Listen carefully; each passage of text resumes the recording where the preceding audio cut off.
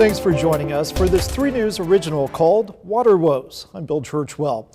Could Corpus Christi run out of water? It's a question we took to city leaders as the levels at our 2 main water sources continue to drop. This despite the fact that rainfall has only been slightly below normal. Now, the city implemented stage 2 water restrictions back in March, and our lake levels could fall low enough that would send us into stage 3. It is a complex issue city leaders are not taking lightly. A little girl working up the courage to make a big splash as she jumps into Lake Corpus Christi. Part of those typical sounds you expect to hear out on the water. That video taken almost 2 years ago. This is that same spot today. Over there we have a floating pier, and there's not a single drop of water under it. And it's real big. Robin Sargent is the owner of Mustang Hollow Campgrounds in Mathis, where that dock is located. The water would lap right here. For half of his life, he's seen its ups and downs. There's about maybe 5 or 6 times over those 40 years where it got this low. And not far from where these tree branches reach out from their shallow graves, Robin walked us over to show me this. So the water would be all the way up here. The lower water level is taking its toll. We've lost some of the business where people bring bigger boats. Lake Corpus Christi and Choke Canyon Reservoir are 2 of our 3 main water sources. In terms of your biggest worries as a city manager, where does water rank? Given where we're at today with our water levels and that summer is fast approaching, it's one of our biggest concerns. The city's combined storage level is 27%. That drop under 30% is what resulted in the city enacting stage 2 water restrictions. City manager Peter Zanoni tells me we could hit stage 3 by the end of summer. Is there a real risk of running out of water for the city if we don't get a significant rain event like a hurricane? I think there's a real risk that we could be in trouble. Given where we are today, this is historic lows in our western reservoirs. We know our eastern reservoirs, while plentiful, the delivery system, the Mary Rose pipeline, has challenges. He's talking about our 3rd source, piped in from Lake Texana. Drew Molly is the chief operating officer for Corpus Christi Water, which serves nearly 500,000 citizens across 7 counties. Point blank, are we running out of water? I would tell you the way we look at it is we're definitely going down a direction that is something that has many of us concerned about. Molly tells me he's kept updated on forecast models as we approach summer. It takes 9, 10, 12-inch rain events to really make a meaningful impact on those reservoirs. And frankly, we're just not seeing it. However, rain levels are not historically below average. Think about it this way. If you walk outside and take a look down at your grass, it's most likely green, but it's doing little to move the dial on our lake levels. To understand the issue better, we spoke with hydrologist Dorina Murgulet. We went through pretty extreme droughts, but it just looks like we're not recovering from it. City officials confirm we are seeing more demand on our water system. Some of our customers that we have now, we didn't have 5-6 years ago. The trend is this way, right? Murgulet pointed to this chart that shows a continuing downward trend for the Nueces River Basin reservoirs. Even if we're seeing that we get rain and we should be recovering and replenishing, if the demand is greater than what we have to begin with, then we're going to experience that drought. The combined lake level for Corpus Christi and Choke Canyon Reservoir have fallen below 30%. City leaders point to the need for rain, but could the problem be consumption? The 85 million gallons of water our area consumes every day, and if so, who is using the most? As I learned, our water use looks vastly different from other parts of Texas.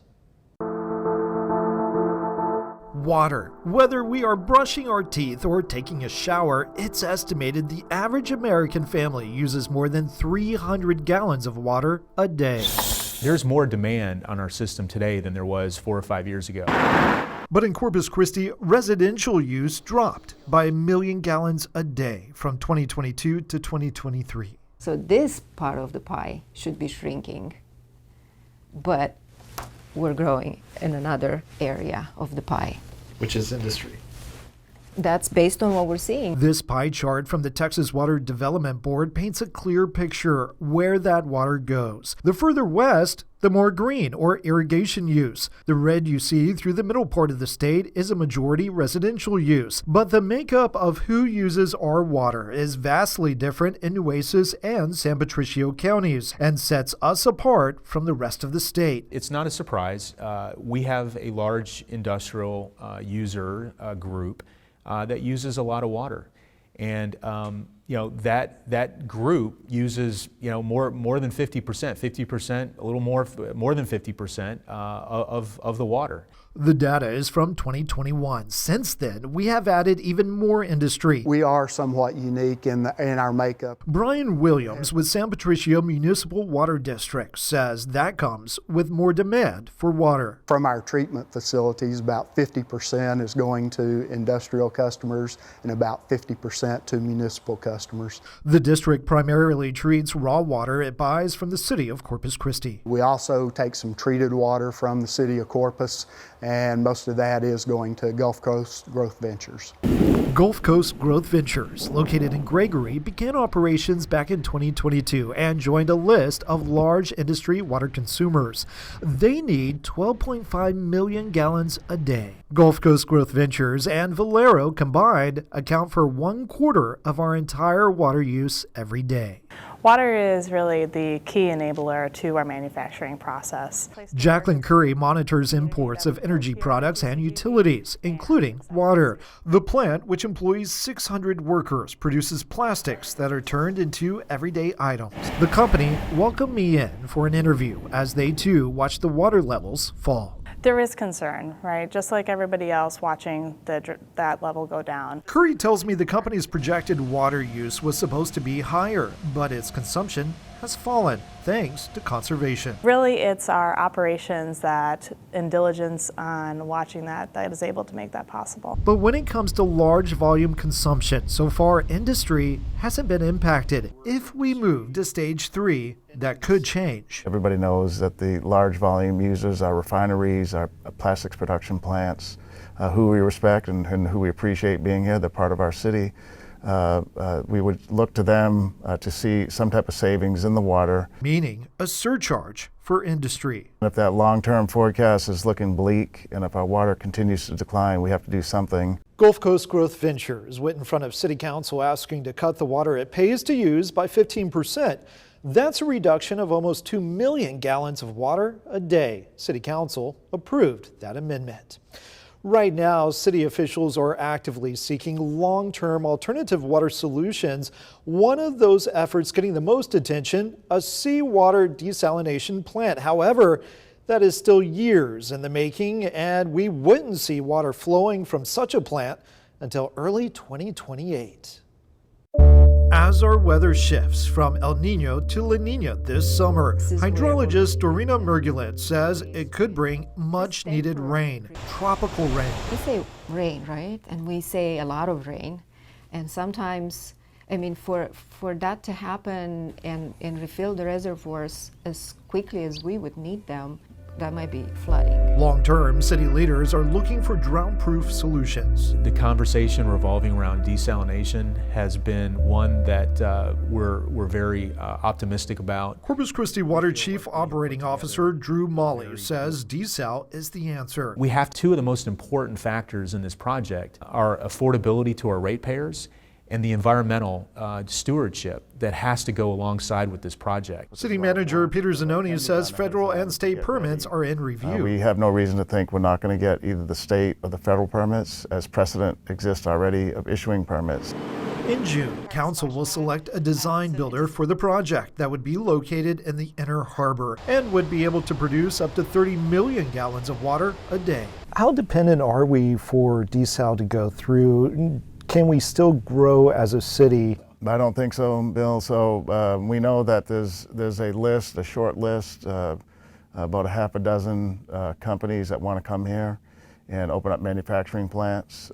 They're all large volume users in the 5 to 10 million gallons a day range. Zanoni said one desal plant won't be enough to keep up with demand. So we're already looking at another plant, whether it's in in partnership with the Port of Corpus Christi at Harbor Island, which would be a very sizable location. In other words, we could scale up over 100 million gallons a day. Or the city's other site that they chose, the city council chose over 6 years ago, which is the La Quinta Channel. But desal is not the only option. Discussions are underway to spend $100 million to fix the Mary Roads pipeline, which was completed in 1998. And the city is looking at water reuse, essentially recycling treated wastewater. So we know we discharge about 30 million gallons of treated water into our bays and estuaries and ocean ultimately, but a lot of cities nowadays are capturing that water and reusing it. It could be for industrial use or it could be for potable use. Options that could take years. Meantime, residents are asked to conserve and conserve. Stage 3 water restrictions could come by the end of summer. But Mergulet says if we want to see a bigger impact, it has to involve industry.